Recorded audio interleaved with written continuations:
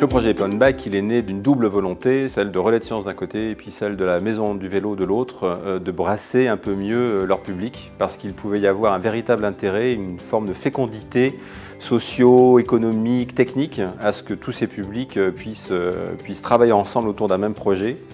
Et puis que ce projet en tant que tel puisse avoir une portée à l'échelle urbaine qui soit pertinente au sens nos villes font face à des défis un petit peu, notamment en matière de mobilité urbaine. Et à quel endroit, aussi modestement que possible, mais avec aussi beaucoup d'ambition, on pouvait apporter un début de réponse à notre niveau à ces problématiques. Pourquoi on n'essaierait pas de demander aux usagers du Fab Lab, dans cette dimension extrêmement technique, parce qu'il y a beaucoup ici de ce qu'on appelle des geeks, et pas que, mais il y en a, si on les mettait au défi de créer un kit adaptable sur un vélo qui permettrait de transformer un vélo en vélo assistance électrique.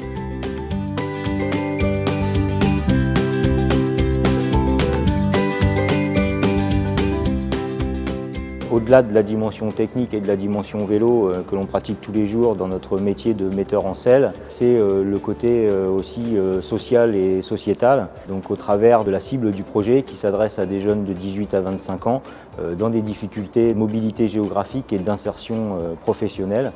Donc il y a une cible très forte et très ancrée sur ce projet. Nous avons 2 jeunes de la mission locale qui ont été embauchés sur le projet Open Bike. Donc ces 2 jeunes sont Christopher et Damien, qui sont en emploi aidé sur une durée d'1 an et qui participent très concrètement à la mise en place de ce projet. Kevin et Damien qui sont venus tester leur vélo et puis l'équiper de ce kit électrique et qui acceptent pendant 3 mois de le tester dans le cadre de leur déplacement professionnel. À la maison du vélo, on va d'abord monter la partie mécanique, donc c'est-à-dire le capteur de pédalage et le moteur. Et ensuite, on va aller au Fab Lab faire les soudures pour pouvoir installer la carte de variation de puissance et le gestionnaire de commande au niveau du guidon.